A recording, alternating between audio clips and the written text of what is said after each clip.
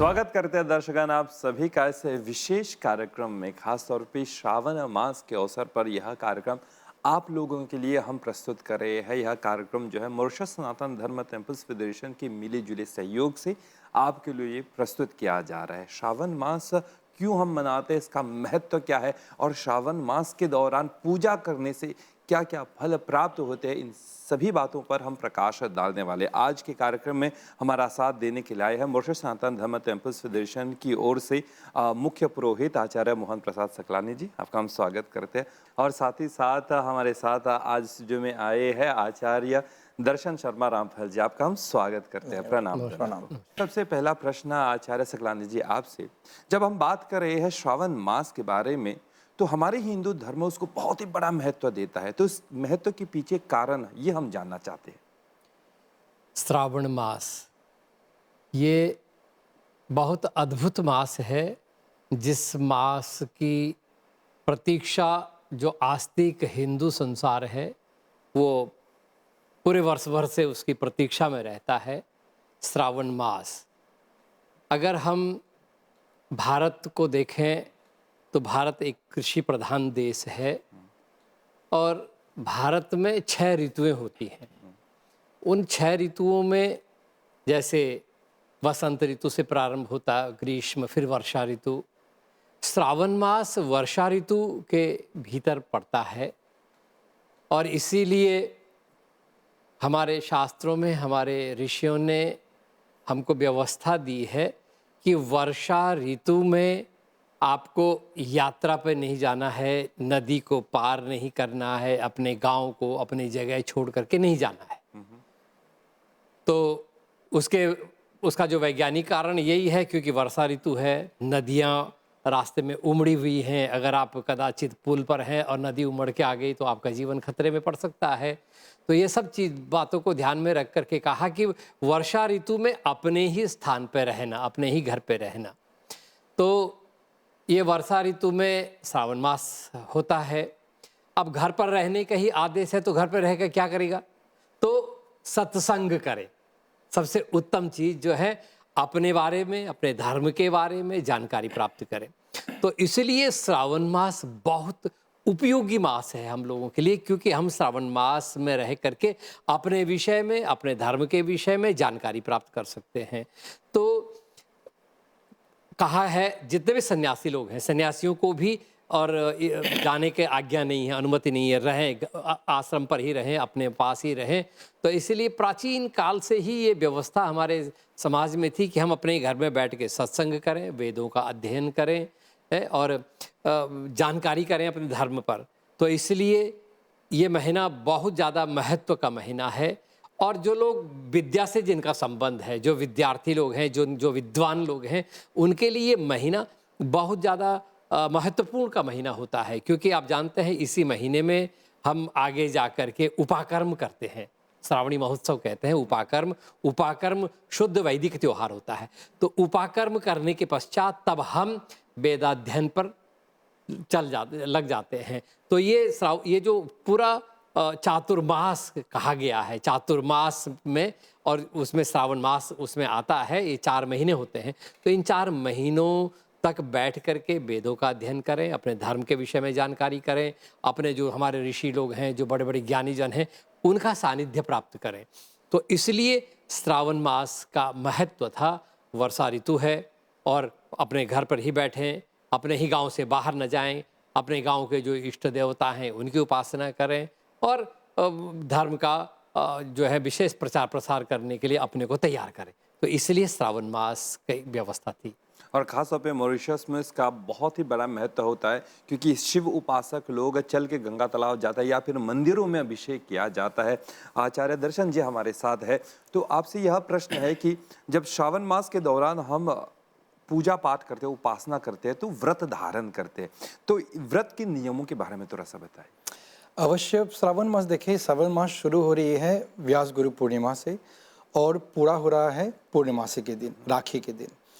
और पूरा जो महीना है, पूरा जो मास है ना, यह मास का नाम ही है श्रवण करना। श्रवण माने कि सुनना, और किस चीज़ को हम सुने ये इस पर वार्तालाप है। कोई वेद पुराण सुनते हैं, कोई जाकर रामायण पाठ करते हैं, कोई व्रत उपवास जैसे आप कह रहे हैं मंदिर में जा कर के पूजा पाठ करते हैं।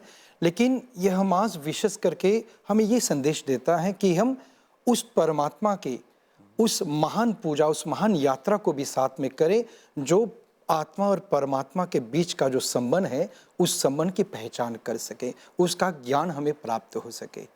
और उसको प्राप्त करने के तो अवश्य व्रत रखना है। और व्रत दो प्रकार के हैं, एक है शांत व्रत और एक है मौन व्रत। शांत व्रत माने कि अपने आप के, अपने चित्त को शांत रखना, जीभ को शांत रखना, मुख को शांत रखना। और मौन व्रत वो है जो अपने मन को शांत में काबू में रखना, शांत रखना। तब जा करके उस शांतिमय वातावरण में हम भगवान की माने कि पूजा पाठ करें, उनकी आराधना करें, उनकी पाठ को श्रवण करें, ताकि उनकी ध्वनि से, उनकी कृपा आशीर्वाद से हम पवित्र हो सके। और श्रावण मास के अंतर्गत कुछ लोग पद यात्रा भी करते हैं, परे तालाब जा कर के पूजा पाठ करना है। हर मंदिरों में मॉरिशस के जा कर के शिवलिंग पर रुद्राभिषेक, शिव अभिषेक करेंगे। और कुछ लोग जिनको यह साधन नहीं है या किसी कारणवश नहीं जा पा रहे हैं मंदिर में भी या पद यात्रा में भी, वे लोग अपने घर ही में बैठ करके आराधना पूजा पाठ करें। और विशेष करके रामायण सप्ताह भी पड़े ही है उसमें, तो रामायण पाठ करना बहुत अनिवार्य है, बहुत माने की खास बात होती है इसमें। क्योंकि रामचरितमानस में कहा गया है, राम भक्ति चिंतामणि सुंदर, बसही गरुड़ जाकर उर अंदर, परम प्रकाश रूप दिन राति, नहीं कछु चाहिए दिया घृत बाती। एक ऐसी मंदिर है जहाँ पर हम जाते हैं, मानते हैं कि उस जगह जहाँ पर शिवलिंग है, उस जगह को हम कहते हैं शिवालय। लेकिन मंदिर का मतलब है अपने ही अंदर एक मन में एक जगह है जहाँ पर दीर है, दीर माने की प्रकाश। उस प्रकाश की पहचान करने से, अपने आप को पवित्र करने से भगवान आशुतोष, भगवान की कृपा, भगवान के आशीर्वाद, उस महाज्ञान की अनुभूति होती है, जो जा कर के हमारी शरीर, हमारी आत्मा और हमारी परमात्मा से मिलन करवाता है। और जहाँ पर व्रत की बात हुई, तो व्रत वह तत्व है जो हमारी शरीर को भी, हमारी कर्मों को भी और हमारी आत्मा को भी पवित्र करता है। व्रत रखने से ही मन चित्त एकाग्र होती है, व्रत धारण करने से ही हर कार्य हमारा शुभ होता है। तब जाकर के जो भी हम कर्म करें इन शरीर से, वह शुद्ध कर्म हो सके। बहुत ही सुंदर। तो श्रावण मास के दौरान आप व्रती मतलब व्रत धारण करके आप भगवान की उपासना करके उनका पूजा करें ज़रूर। और श्रावण मास के पूरा महीना के दौरान मंदिरों में पूजा पाठ हो रही है, अभिषेक हो रहा है। तो आचार्य सकलानी जी, अभिषेक करने का क्या महत्व, मतलब उस किस चीज़ की प्राप्ति होती है, किस तरह से हम भगवान आशुतोष को प्रसन्न कर सकते हैं, अभिषेक का महत्व क्या है? एक तो भगवान शिव की उपासना श्रावण मास में बहुत उपयोगी बतलाई गई है। कहा है कि पूरे महीने भर व्रत करके जो भगवान शिव की उपासना करता है, भगवान शिव उसको सालोक्य प्रदान करते हैं। उसके उपरांत जो लोग पूरा महीना व्रत नहीं कर सकते हैं, तो जो सावन में जो सोमवार होता है, कभी 4 सोमवार होता है, कभी कभी 5 सोमवार भी पड़ता है, तो ये सोमवार को विशेष रूप से व्रत धारण करके पूरा दिन भर और सायंकाल में भगवान शिव की उपासना करते हैं, तो मनुष्य की सब मनोकामना परिपूर्ण होती है। क्योंकि भगवान शिव जो है ना, मुक्ति के देवता हैं, और मनुष्य को इस सारे जन्म बंधन से जो है, और ये कर्म बंधन, जन्म बंधन, इन सब से मुक्ति को दिलाने वाले भगवान सदाशिव ही हैं। तो श्रावण मास में वैसे भी मॉरिशस में हर शिवालय में सोमवार के दिन जो है वो शाम को अभिषेक तो होता ही है। और भगवान शिव की पूजा का जो सबसे अद्भुत समय माना गया है वो प्रदोष काल कहा है। प्रदोष काल जो है वो अराउंड सनसेट जिसको हम कहते हैं, तो उसी समय, और देश भर में अभिषेक इत्यादि कर्म तो होते ही रहते हैं। और सावन मास में किया हुआ कर्म जो है वो विशेष फलदायी होता है। भगवान शिव तो एक ऐसे देवता हैं जो केवल एक लोटा जल चढ़ा देने मात्र से मनुष्य की संपूर्ण मनोकामना को परिपूर्ण कर देते हैं, केवल एक लोटा जल चढ़ाने से। और इस समय सावन मास क्या होता है, अगर आप भारत में देखें तो सावन मास में प्रकृति भी ऊपर से जल की वृष्टि लगातार करती रहती है। तो प्रकृति भी भगवान शिव का पूजन कर रही है। संपूर्ण आप तो कर ही रहे हैं, भगवान के भक्त तो कर ही रहे हैं, साथ ही साथ प्रकृति भी और शिवमय बनी हुई है। तो इसलिए इस श्रावण मास का विशेष महत्व हो जाता है भगवान शिव की उपासना करने का। अब भारत में आप देखते हैं कि इसी समय श्रावण मास में ही लोग जो हैं गंगा जल को भगवान शिव को समर्पित करते हैं। गंगा जल चढ़ाने का महत्व है। जैसे मॉरिशस में शिवरात्रि के समय और अभी सावन के महीने में भी लोग जो हैं गंगा तालाब जा कर के जल ले करके और भगवान शिव का अभिषेक करते हैं अपने अपने गाँव में जा कर के। लेकिन भारत में भी पूरे श्रावण मास में, क्योंकि गंगा बहुत दूर है, लोग जो हैं कभी कभी 1000 किलोमीटर, कभी कभी 1500 किलोमीटर दूर चल करके, और ये पूरा महीना भर चल करके लोग कांवर ले करके जाते हैं गंगा में जा करके, वहाँ से गंगा जल ले करके वापस और भगवान शिव को अर्पण करते हैं। क्योंकि ऐसी मान्यता है कि श्रावण के मास में यदि गंगा जल से भगवान शिव का अभिषेक होता है तो भगवान शिव अत्यंत प्रसन्न होते हैं। तो ये भी एक कारण है। और मॉरिशस में भी सावन मास में लोग अब पद यात्रा करने लग गए हैं। ये एक अच्छा संकेत है, लोग पद यात्रा करते हुए अपनी भक्ति भाव का प्रदर्शन करते हुए और जा कर के गंगा तालाब में भगवान का पूजन करके, क्योंकि गंगा तालाब भी उतना ही और पवित्र है जितना भारत में गंगा है, क्योंकि गंगा जल को कई बार गंगा तालाब में और मिलाया गया है। इस वजह से जो है गंगा तालाब भी जो है और उतना ही महत्वपूर्ण हो जाता है। तो इस अवसर पर यदि आप लोग भी, हमारे जितने भी और दर्शक हमारी बात को सुन रहे हैं, तो यदि वो भी अगर गंगा तालाब जा कर के और जल को ले करके सावन मास में कम से कम सोमवार के दिन ही भगवान शिव का अभिषेक करें तो उनकी ज़रूर मनोकामना परिपूर्ण होगी ही। तो शिव भगवान की पूजा का बहुत महत्व है। और मॉरिशस तो वैसे भी शिवमय देश है। मॉरिशस के तो इष्ट देवता ही शिव हैं, क्योंकि यहाँ तो सर्वत्र शिवालय है ना। यहाँ तो मंदिर बोलने का रिवाज भी नहीं है, यहाँ तो शिवालय बोलने का रिवाज है ना। तो इसलिए भी क्योंकि भगवान शिव की विशेष महत्ता यहाँ पर है और यहाँ के सभी लोग जो हैं भगवान शिव की उपासना करते हैं, तो ये सबसे सर्वोत्तम समय है श्रावण मास का। बहुत ही सुंदर है। जैसे कि आपने सुना कि आचार्य सकलानी जी ने कहा कि श्रावण मास के दौरान भारत में ऋतु भी भगवान शिव की उपासना कर रहे हैं और मॉरिशस इससे अलग भी नहीं है। आप सब जानते हैं कि ठंड का मौसम है और किसी भी समय बारिश भी हो रही है।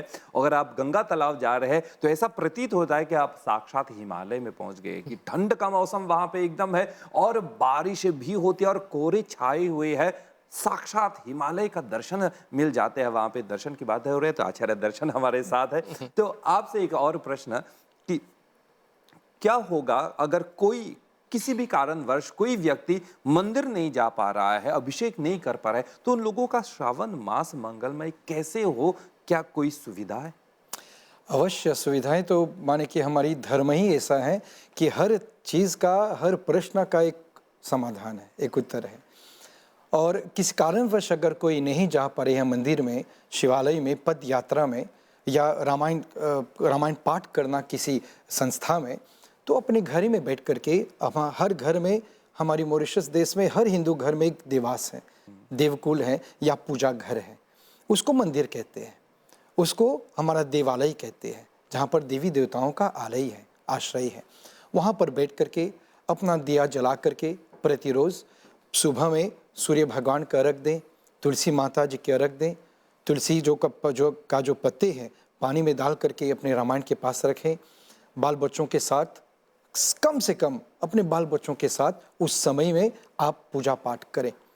कहते हैं ना, भाषा गई तो संस्कृति पे गई।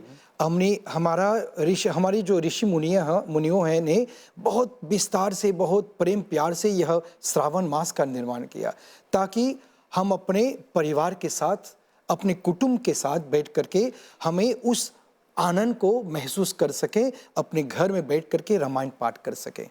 व्रत उपवास रखें, पूजा पाठ करें, भगवान के नाम से। अगर किसी के पास शिवलिंग हो घर में तो शिव अभिषेक करें घर ही में। पंडित जी नहीं है तो 5 तत्वों से पंचोपचार पूजा भी होती है। 5 तत्व से दूध, दही, पंचामृत, मध, घी, इस 5 तत्व से शिवलिंग का अभिषेक करें। गंगा जल तो होता है सभी हिंदू घरों में, गंगा जल से अभिषेक करके उनकी आराधना करें। लेकिन पूजा पाठ करना, शिव अभिषेक करना, व्रत उपवास रखना, ये तो एक बात है। इससे अलग और एक बात है, जो कुछ भी हम चढ़ाते हैं, शिवलिंग में हो, भगवान के चरण में हो, नारायण जी के चरण में हो, एक चीज़ का होना बहुत अनिवार्य है, विश्वास। विश्वास और आदर, ये दो चीज़ बहुत महत्वपूर्ण होता है। जो भी हम चढ़ाएं, हर एक चीज़ का एक महत्व होती है। जैसे हम जल चढ़ाते हैं शिवलिंग पर, जल चढ़ाते हैं क्योंकि पंडित जी ने कहा जल चढ़ाने को। नहीं, जल जब चढ़ाएं, अपने मन से, अपने हृदय से यही प्रार्थना करें कि हे प्रभु, ये जल में जो पवित्रता है, इस जल में जो स्वच्छता है, पावनता है, उसे आप आशीर्वाद के रूप में मुझे दें। जो पुष्प मैं आपको चढ़ा रहा हूँ, इस पुष्प के समान जो सुंदर सौंदर्य है, उस सुंदरता को मेरे जीवन में उतारे। इस फूल पुष्प में जो सुगंध है प्रभु, इस सुगंध के रूप में मुझे अच्छा गुण प्रदान करें। तो ऐसे संभव हो सके ताकि हम श्रावण मास में पूजा पाठ करें, परिवारों के साथ, बच्चों के साथ बैठ करके कम से कम गायत्री मंत्र, तुमेव माता च पिता तुमेव, रामायण पाठ नहीं जानते कोई बात नहीं, हनुमान चालीसा तो कर लें, भगवान की आराधना कम से कम एक चौपाई, एक दोहा तो भी कर लें। ऐसे करने से हमारा जो पूरा श्रावण मास का जो महत्व है, का जो कृपा आशीर्वाद है, हमें अवश्य प्राप्त होगा। क्योंकि भगवान जो है ना, भगवान आपके फल प्रसाद के सिर्फ भूखे नहीं हैं, भगवान भूखे हैं तो भाव के भूखे हैं। भाव पवित्र होनी चाहिए, चरित्र भी पवित्र होना चाहिए। इस श्रावण मास के दिन का जो पूरा महीना है, हम कैसे अपने जीवन को व्यतीत करे हैं, किस भाव से हम अपने समय को व्यतीत करे हैं, किस आचरण से हम अपने धर्म की रक्षा करे हैं, यह आचरण, यह भाव प्रतीत होता है भक्ति की, भक्त का और भगवान का। तो यही मैं आशा करूंगा, यही प्रार्थना मैं करूंगा कि श्रावण मास मंदिर में जाएं, तीर्थ यात्रा करें, पद यात्रा करें या घर में भी करें, भाव से करें, विश्वास से करें और प्रेम प्यार से करें। बहुत ही सुंदर। पत्रम पुष्पम फलम तोयम, मतलब आप कोई भी चीज़ को भक्ति भाव से अगर आप चढ़ा रहे हैं, भगवान उसको स्वीकार कर ही लेते हैं। जैसे आचार्य जी ने कहा कि जो मुख्य बात है वह भाव, आपकी भक्ति भगवान देखते हैं। आचार्य से यही तो हिंदू धर्म की विशेषता है कि वो इतना लचीला है, वहाँ बंधन नहीं है, स्वतंत्रता है आपके लिए जो है। अब कहते हैं ना कि गंगा गंगेति यो ब्रूयात योजना नाम शतैरपि मुच्यते सर्व पापेभ्यो विष्णुलोकम स गच्छति। आप चाहें तो रोज गंगा स्नान कर सकते हैं, अपने बाथरूम में जाके बाल्टी में पानी भर करके गंगा का उसमें आवाहन करें तो गंगा प्रकट हो गई वहाँ। तो आप अगर आप जा नहीं पा रहे हैं मंदिर, या आप गंगा तालाब जा पा रहे हैं, लेकिन आप मन से भी यात्रा कर रहे हैं, तो वो भी एक यात्रा मानी जाती है। आप अपने ही घर में बैठ करके भक्तिभाव से, जैसे अभी पंडित जी ने कहा कि भाई श्रद्धा भक्तिभाव जो है, क्योंकि भाव और विश्वास ही तो सबसे बड़ी चीज़ है पूजा में। तो यदि मन में ऐसा है तो आप, बीमार व्यक्ति अस्पताल में अगर अपने बेड पर भी बैठ करके ध्यान करता है तो वो भी एक यात्रा के समान उसका वो हो जाता है। तो हमारे धर्म ने ये हमको एक बहुत अद्भुत व्यवस्था दे रखी है कि हम चाहें तो अपने ही घर में बैठ करके सारे तीर्थों के यात्रा का फल प्राप्त कर सकते हैं। बहुत ही सुंदर है। तो सनातन वैदिक धर्म की महानता यही है कि आप बंधे हुए नहीं है, बल्कि आप मुक्त है, और अंततो गत्वा आपको मुक्ति का राह भी दिखाते हैं कि आप किसी भी समय किसी भी स्थान पर बैठ करके, लेकिन सच्ची भावना होनी चाहिए। बात करें श्रावण मास, आचार्य सकलानी जी, तो एक प्रश्न, बहुत ही सुंदर प्रश्न है। कई लोग सोमवार के दिन मंदिर जाते हैं, पूजा पाठ करते हैं, अभिषेक करते हैं। अभी श्रावण मास के दौरान रोज अभिषेक होने वाला है। प्रश्न हमारा ये है कि भगवान शिव को सोमवार ही क्यों प्रिय है? नहीं, वैसे भगवान शिव को तो सभी वार प्रिय हैं, है ना। लेकिन एक आज के इस भौतिक युग में हम लोग जितना आपाधापी में लगे हुए हैं, तो रोज सभी लोग समय नहीं निकाल पाते हैं। तो कम से कम सोमवार, सोम जो है वो चंद्रमा को हम सोम कहते हैं। भगवान शिव जो है और अपने सिर में चंद्रमा को धारण करते हैं, और चंद्रमा का हमारे शरीर से अत्यंत संबंध है। चंद्रमा मनसो जातश्चक्षुः, ऐसा यजुर्वेद ने कहा कि चंद्रमा मन का प्रतीक है। हम अपने मन से चंद्रमा उस दिन जो है चंद्रमा का विशेष प्रभाव हमारे मन पर होता है, और उसी दिन हम अपने मन को यदि प्रभु के चरण में समर्पित करते हैं तो उससे हमको विशेष लाभ की प्राप्ति होती है। इसीलिए सोमवार के दिन ही विशेष रूप से भगवान शिव का पूजन करने का हमारे शास्त्रकर्ताओं ने विधान हमको बताया है। और थोड़ा सा इस पर भी प्रकाश डालिए कि श्रावण मास के दौरान कौन कौन से त्योहार खासतौर पे हिंदू धर्म के आते हैं? वैसे तो हिंदू धर्म एक ऐसा अद्भुत धर्म है जहाँ प्रतिदिन त्योहार है, हर दिन त्योहार है, लेकिन फिर भी कुछ विशेष व्रत और त्योहार हमारे प्रत्येक महीनों में पड़ने वाले विशेष त्योहार होते हैं। तो इस श्रावण मास में जैसे नाग पंचमी का पर्व, महान पर्व पड़ता है, तो उस दिन हम नागों के देवता जो हैं वासुकी देवता का, शेषनाग का, तक्षक आदि नागों का हम विशेष पूजन करते हैं, क्योंकि नागों का भी, उनकी भी कृपा हमको हमारे जीवन में चाहिए। क्योंकि नाग, अब सामान्य आदमी समझेगा कि ये सांप तो किसी काम का नहीं है, सिर्फ डसने का काम करता है, लेकिन वास्तव में ऐसा नहीं है। सांप जो है वो महीनों तक, बरसों तक बिना खाए पिए रह सकता है जीवित। कैसे? खाली हवा को पीते। वो हवा में पीता क्या है आपको मालूम होगा कि इस हवा में बहुत सारा विषाणु बह रहे हैं, विष भी बहता है। तो नाग जो है इस हवा में जो विष बह रहा है ना, वही विष को वो पीता है, उस विष को ग्रहण करता है। वो जो हवा में जहाँ नाग अधिक हैं वहाँ की हवा उतनी ज़्यादा जहरीली नहीं होगी, क्योंकि उस जहर को नागों ने धारण कर दिया है। प्रत्येक जीव का इस पृथ्वी पर अपना एक योगदान होता है, नागों का ये योगदान है, और हमारे क्रांतिदृष्टा ऋषियों ने इस बात को समझा है। फिर हम नागों का पूजन करते हैं। फिर वो विशेष रूप से प्रतीक के रूप में भी होते हैं, नागों का पूजन करते हैं। साथ ही साथ जो है वो नाग प्रतीक रूप में, पितरों के प्रतीक रूप में माना जाता है। हम पितरों का भी पूजन करते हैं, नागों के पूजन के साथ साथ पितरों का भी पूजन किया जाता है। ऐसा माना जाता है कि नाग जो है, सर्प जो है, वो गड़ा हुआ जो धन है उसकी भी रक्षा करता रहता है। यदि आपका कहीं धन असुरक्षित है तो यदि नाग वहाँ पहुँच गए तो धन सुरक्षित हो जाता है। अब धन जो है वो उसको सुरक्षित कर देते हैं नाग देवता। पितरों का दोष भी नागों का पूजन करने से संपन्न होता है। तो नाग का बड़ा भारी महत्व है नाग पंचमी के दिन। और हम लोग जो हैं, जो ज्योतिषी लोग हैं, उनके पास और प्रतिवर्ष भर लोग आते रहते हैं। कई लोगों की कुंडलियों में काल सर्प आदि दोष होते हैं। ये दोष जो हैं पिछले कई जन्मों से भी आते हैं, कुछ इस जन्मों के कर्म बंधनों से ये योग बन जाता है। तो उस काल सर्प दोष की शांति करने के लिए भी ये दिन बहुत उत्तम होता है। और नाग एक प्रतीक है पीड़ा का। आपके जीवन में अनेक प्रकार की जो पीड़ाएं हैं, उन पीड़ाओं को शांत करने वाले जो देवता होते हैं वो नाग होते हैं। आपके जीवन के सारे विष को भी ग्रहण करते हैं। विष का मतलब खाली जहर ही नहीं है, ये आपके जो लोग निंदा कर रहे हैं आपकी, ये भी तो एक प्रकार का विष है। जो आपको गाली दे रहे हैं, ये भी तो एक विष है। तो इन सब को भी और नाग जो है प्रतीक रूप में और सब धारण करते हैं। तो इसलिए नाग पंचमी का महान पावन पर्व होता है। फिर साथ ही साथ जो है हमारा जो सबसे एक महान वैदिक पर्व होता है, जिसको हम रक्षाबंधन कहते हैं। वैदिक भाषा में इसको श्रावणी महोत्सव कहते हैं। और इस दिन उपाकर्म आदि कर्म करते हैं। जो लोग द्विज हैं, जो लोग यज्ञोपवीत धारण करते हैं, उन लोगों के लिए तो ये दिन और सबसे उपयोगी दिन होता है। खास तौर से जो हमारा पुरोहित समाज है, जो रात दिन दूसरों के लिए पूजा पाठ किया करता रहता है, ये दिन उसको अपने पूजा पाठ करने के लिए है ये दिन।